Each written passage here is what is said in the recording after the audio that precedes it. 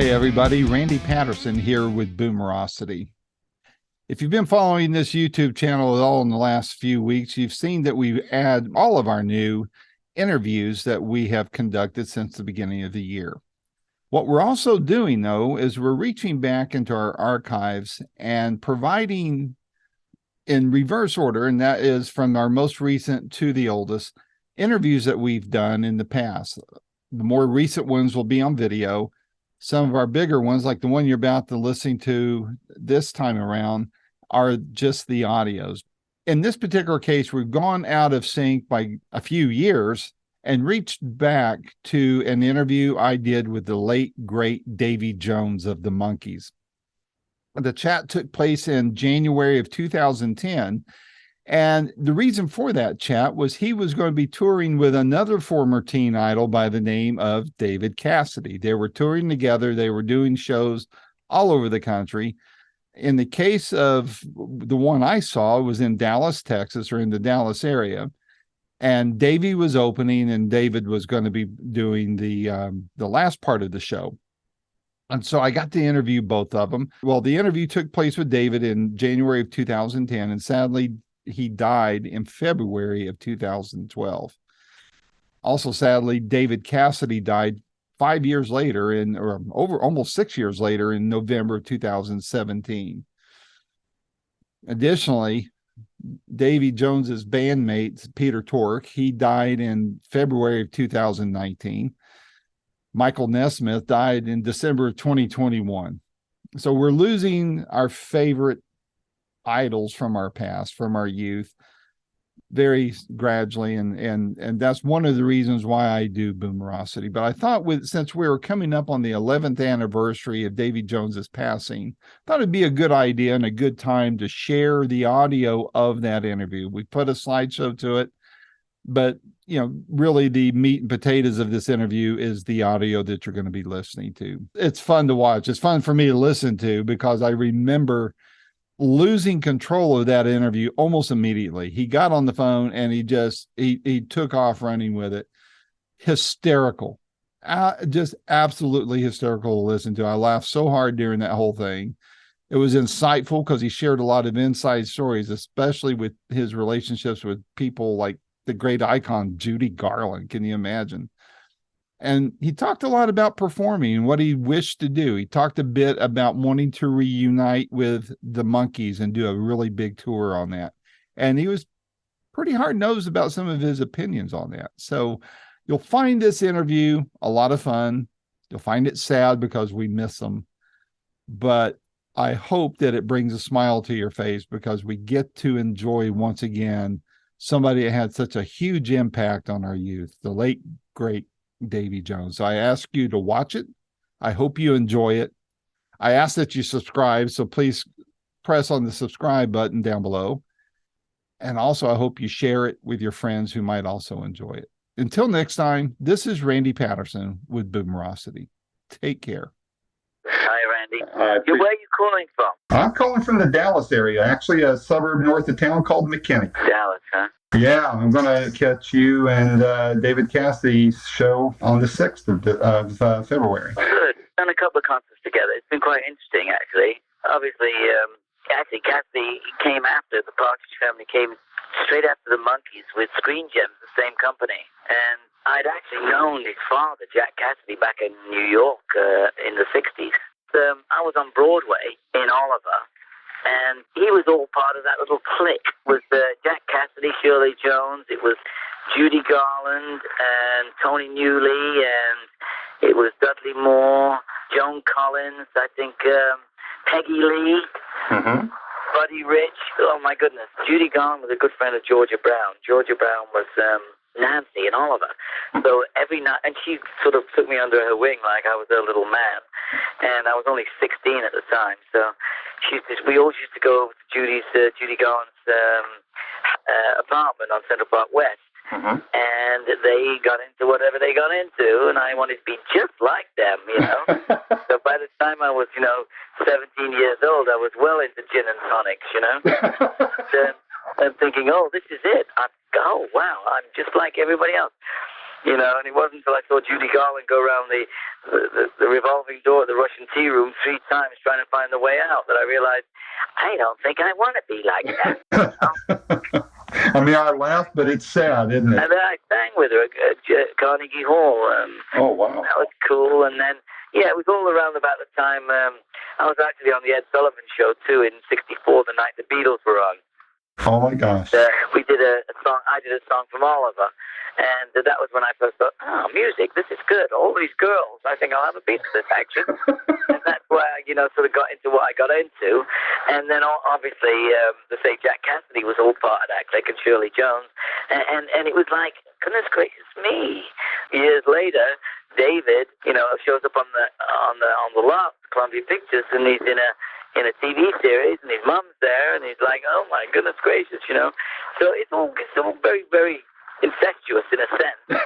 They're all like from the same little mold, all hung out together like back in the 60s with the Grassroots and the Turtles, the Association and the Beach Boys, and it used to be we'd all be going to the same parties and pretty much dating the same girls, and all of a sudden we'd be saying to each other, we're going to knock you off the charts next week, don't you worry. It wasn't sort of like, you couldn't imagine Bobby Rydell pulling a gun on Fabian, could you? You know what I mean? Blowing him away, you know what I mean? Hey, man, you know what I mean? Get off the charts for good. Bing. It's a different world, and so the innocence of all that. So I actually approached David, and, I said, listen, come on, man, he and I have been, like, vying for, all-time teen idol celebrity for the last, 30 years. So I said, why don't we just go out and call ourselves the Ultimate Idols, you know what I mean? And, came out, the idea was, put together. And so we just sort of pondering with the idea now, so Dallas is going to be good. And we also had a date in Staten Island or something like that. And, we talked about it, but I think maybe we're going to work together. It pulls the people in, it gives them a lot of nostalgia, and I like him because he's one of the only few guys I know I can look straight in the eyes, you know what I mean? I don't have to look up his nostrils. I don't have to look up his nose, you know what I mean? Because he's a short ass like I am, you know what I mean? My father would say he's got duck disease. His bum's too near the ground. There you have it. I had no idea he was not tall. So No, it's funny. I make fun of him all the time because I say that because he's such an egotistic little guy. I just tell him he sings. I think I love me. I think I love me. Why am I so afraid of? And then but Tony Orlando singing "Knock 3 Times on the Ceiling If You Hear Me Fall," and Peter Noon singing "Mrs. Brown, You Got a Lovely Walker." Roberta Flack singing "First Time I Ever Forgot Your Face," and Willie Nelson's on the throne again. So it's like all this stuff. It's like ridiculous, and it's sort of. Ringo Starr thinks I get a little help from Depends. It gets crazy, what Paul Simon sings 50 Ways to Lose Your Liver. And ABBA is singing Denture Queen, you know what I mean? It's pathetic, really. I mean, people look at me sometimes, I'm in the supermarkets, and they said, do you know who you are? And I say, why? Do you think I was dead or something? You know what I mean? And so they're looking out the window to see if my Rolls Royce and my driver are there, and they're wondering why I haven't moonwalked into the cheese department. It's like, sorry, but this is the real man behind the, Yeah. And, I keep racehorses, and I keep myself fit, and I can't believe I'm 60 freaking poor, it's ridiculous. Nobody can believe you are. Every time, I know, I go places, and people say, you look just the same as you did. And I go, did when? Are you kidding me? So I made up these pictures, from 65, 68. And those are the ones I sign and give out, you know what I mean? It's like Dorian Gray, it's like one of those things. So, and I say, well, you said I look like that. That's how I used to look, And it's funny because I forgot, I was somewhere. I was on a radio station yesterday because we're putting together a Ultimate Idol tour. It's going to actually we're going on a cruise ship on Costa, and it's going to be Ron Dante, who produced the Archies and the Cufflinks, and Cher, Pat Benatar, Barry Manilow. He's a friend of mine for years. He and I have been in the studio cutting songs lately, and finding a couple of nice things that look and sound like they could be, pretty good. And Barry Williams from the Brady Bunch, she's going to be with us, and Bo Donaldson and the Haywoods, and a couple of tribute bands, the Beatles, the Grassroots, and we're going to go on the 3rd through the 9th of April. We're going to go on Costa out of Fort Lauderdale, and it'll all be on my webpage, davyjones.net. And it gives the instructions and information. So it gets us there. We do a question and answer thing. We do an autograph thing. We do a night in a nightclub where we all jam and play. There's 3 concerts. Barry does one, I do one, and Ron Dante does one, and Bo Donaldson, he backs us up and plays. And we got great musicians. Oh, wow. So it's all going to be wonderful. The Cassidy thing is great. David and I, had a lot of fans, and, they see us, as they see us, and I obviously sing Clarksville and Believer and Pleasant Valley, and I Want to Be Free and Stepping Stone and Daydream Believer, and it goes on, Little Bit Me, and, all the songs are written by Carole King and Neil Diamond and Neil Sedaka and Harry Nilsson, and so the credentials of the music is sort of the who's who in the industry, of writers. So it's not hard to go out there and do what I do. It's not just songs, though. I go, the first thing I say when I walk out there is, hello, everybody, good evening. I'm Davy's dad. Davy will be out here in a minute, and then it starts there, what I mean? And then I've got my wife standing on the stage winding her arm around saying, get on with it, sing a song. So 20 minutes later, I've told her, I know I look a lot shorter on television, and then I do shtick, and then I talk, and I tell jokes, and tell them how I got there that evening, and how long it took, and talk about the taxi driver, and, it just comes to me, and I feel so familiar with the audience. They don't go there to judge you. They go there to be entertained and enjoy and listen to the familiar material and all that stuff. So it's a doddle. It's easy. It's so the part about it is it's trying not to feel repetitive with everything you do and say. Right. Obviously, the little dialogue with all those, talking about, ABBA and Tony Orlando and Peter Noone. Yeah, okay, there's little dialogues that I have, but I try to say it in a different way, and I try to make the band laugh and have a great time, you know what I mean? Whether it be from an expression on my face or with the words that I say, I make fun of the band, and, I talk about, the past, and I talk about, falling in love about 3 episodes, 3 times in every episode, and getting stars in my eyes, and, being the centerfold in 16 magazine. That all sounds like a bit, sort of nothing, but once you put it all together, it's an evening of nostalgia. It's Monkee memories, and it's something that I lived. I did go to Birdland with Buddy Rich, and I did sort of sing with Judy Garland, and I did lunch with Elizabeth Taylor. It's like it's a name dropping thing at the time, but there's a story behind every one of those occasions. That's right. And I try to make it fun and funny. You know what I mean? And make just so informative.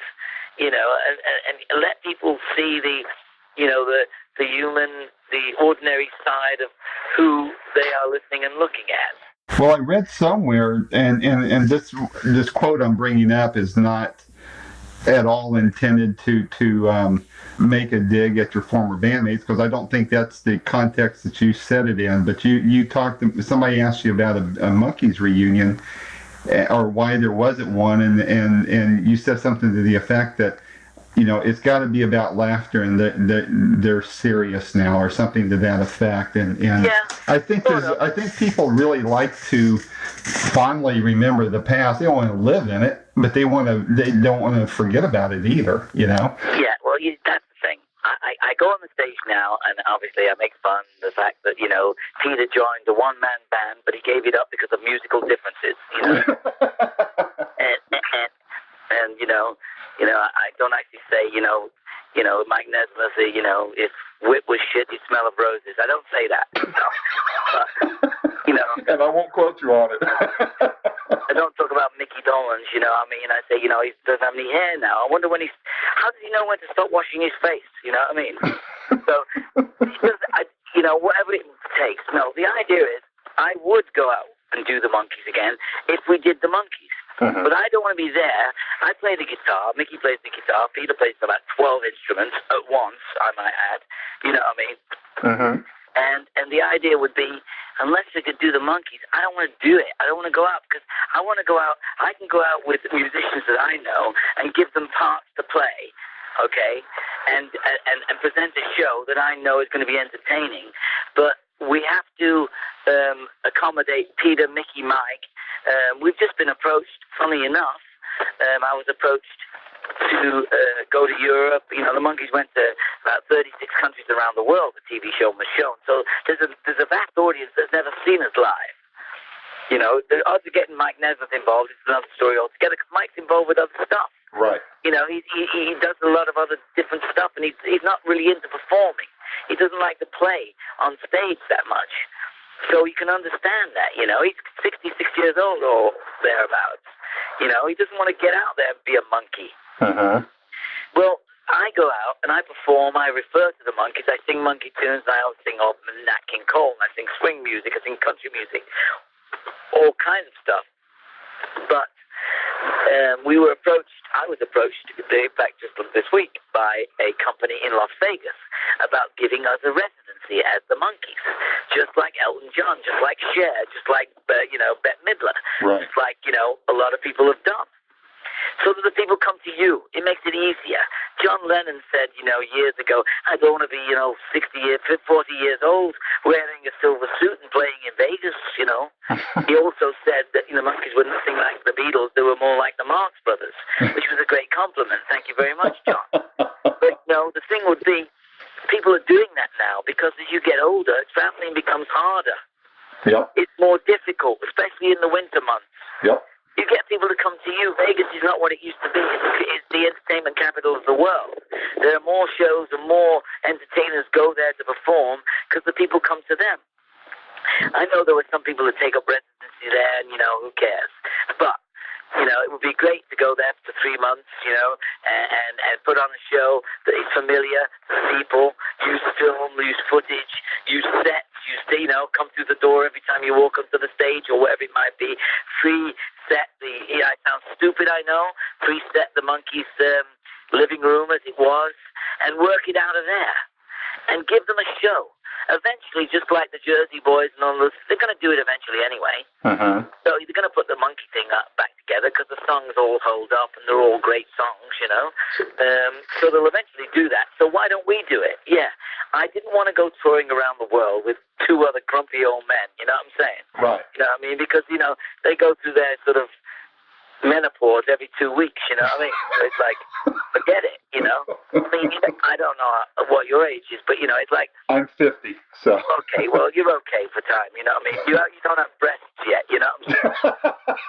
Like, but, it's not easy, You feel one way and you look at yourself in another. Mm-hmm, mm-hmm. And so I try to put the fun into my performance, okay? And you'll see the difference when you see Cassidy, when you see me, all right? It's a different. I'm not inhibited by anything. I've been to the top of the mountain, okay? Uh-huh. The Monkees was such a successful idea. I don't need to escape anything. I just need to include other things that I am, I'll sing some theater. I'll sing a medley of all of the songs, or I'll sing something from West Side Story. And I won't feel uncomfortable. I'm not thinking I'm throwing it down somebody's neck. I'm just, adding it to the schedule of the show to be entertaining, to entertain the people. So, there's nothing sudden you,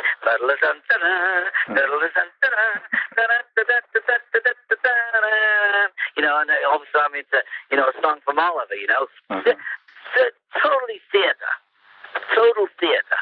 You know what I mean? And they go, whoa, what was that? And how did that sound come out of those guys, But, I just, and then I talk and I discuss and I talk about things that have happened to me and things that are going to happen to me. And, it's pretty simple, really, change the way you look at things and the things you look at will change. You got to think from the end because everything you do affects somebody else. Yep. You cannot just go there willy-nilly and think, okay, I'm just going to sing these songs, I'm out of here, I'll take the check and that's it. I make it as tough as I can for the next act to come in that theater, all right? They better be good if they come after me, okay? All right? So I'll probably go on first. So Cassidy, he'd better start thinking about it. You know what I'm saying? Because otherwise, he's like, hello, So, but we'll see what happens. I'm looking forward to it. Obviously, it's not often we get to Dallas. It's not often we get to that part of the world because I don't know. I mean, it's the economy and everything else that's surrounding the life we have right now, and obviously I'm touched by a lot of stuff, and we do a lot of charity events and a lot of stuff. But as they say, you don't announce it with a flourish of trumpets. We send a couple of kids to college every year at my local, sort of Indian Town Coalition, which is a little town in Florida where I have a little house and keep my horses at the farm there. Mm-hmm. We were out in California doing a thing with Sharon Stone, Elizabeth Taylor, which was a benefit out there for, fashion and passion. I think it was Macy's, and they were raising money for AIDS research. And we went up with Michael Bolton to Connecticut. He does a thing of battered women and this, that, the other. These things that, my name, my face, and my presence, it makes a difference. And people, I get up there and, I'll sell a song for $10,000. I'll get, or whatever it might be, and then they'll bid on it and they'll do whatever. And, there are people still out there that want to give. And sometimes they don't know how to give. And it's a very difficult thing because everybody's got their hand out. Look what's happening on the news, and look what's happening in that country right now. Mm-hmm. How sad, I mean? And here we are talking about an appearance and a performance. But as I say, you don't announce all the things you do with a flourish of trumpets, as the heathens do in the streets, in the synagogues, That's right. We just do stuff, and there's more good in the world than there is bad, and there's more people out there that are quietly taking responsibility for many things. Tonight I think there's a benefit concert on the television tonight with Beyonce and Madonna and a number of other people, right? And my wife said to me, well, why aren't you doing that? I said, well, I do my thing, I do my thing, why don't you get on there and sing a song and do whatever? I do my thing, Yep. I mean, and I kind of, do it in a different way. I'm not a sort of a red carpet person. I'm not somebody that goes out, waving a banner and blowing a trumpet, But when the curtain opens, that's when I do my show. That's when I perform. Looking forward to it, I usually say, if you enjoyed the show, tell everybody, and if you didn't, just tell them you saw David Cassidy. Well, since you're a horseman, I talked to David about an hour ago prior to talking to you, and you both obviously are into horses. Yeah. And he was pretty excited to hear that the Lone Star Park is literally walking distance from the Nokia Theater where you guys are going to be performing. I don't think it's open yet. I haven't checked, but very nice facility from what I'm told, and it's literally just walking distance. You got to walk around a baseball diamond, a pro or semi-pro baseball diamond to get over to it, but it is there. I was at the Nokia last summer to see the Hippie Fest tour with Chuck NeGrom from Three Dog Night and Mountain and several others were in this touring show, and I got there a little late. Is that Mountain's Leslie West? Yeah. In fact, I interviewed him. His interview's on my website. And I met him years ago. I haven't seen him since, but I always thought he was a great guitar man. Still is. I think he's still got the chops, and I would like to see him just by himself instead of the whole. In fact, between you and I, there's only about 2 or 3 of that whole show that I really thoroughly enjoyed, and Leslie West and Chuck NeGrom were 2 of them. And, I've actually been to Lone Star Park. Oh. I was there years ago, and because I had a friend in Dallas, she took me there, and David's got a lot of great horses. Mm-hmm. He's bred a few. He's won a few nice races. I'm on a different level. I'm hands-on. He's always jealous of the fact that I can still sit on him and ride him. Uh-huh. He said, I wish I could, but it just takes a certain mentality to be able to go from the barn onto the track and to be hands-on. He's more of he views it more than he does it, Investor. He views it more than he does it, but, No, I'm a hands-on kind of a guy. In fact, tonight, right now, I'm just on the way now. I'm just about to leave, actually, to go feed mine. And whenever I'm, so I like to do it all myself, So Well, my grandfather was into Tennessee Walkers. He was a poor guy, but he had one beautiful Tennessee Walker that was just majestic to watch, and it was always fun watching my grandfather. He was half Cherokee Indian anyway, and was in East Tennessee, and he had this gorgeous Tennessee Walker that, again, majestic to watch, and actually have home movies of him doing it back before videotape was out. But I love horses. I just me too. I've always loved horses.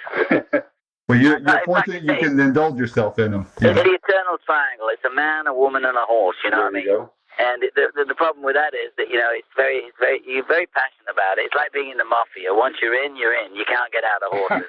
And I try to explain it, when they're all sort of nightclubbing and talking about going out and staying out and doing this, that, the other. I said, no, I've got to be in bed. Why? Because I've got to get up at 5 in the morning. I'm not going to go out there for the evening, get up at 5 and think I'm going to sit on a racehorse.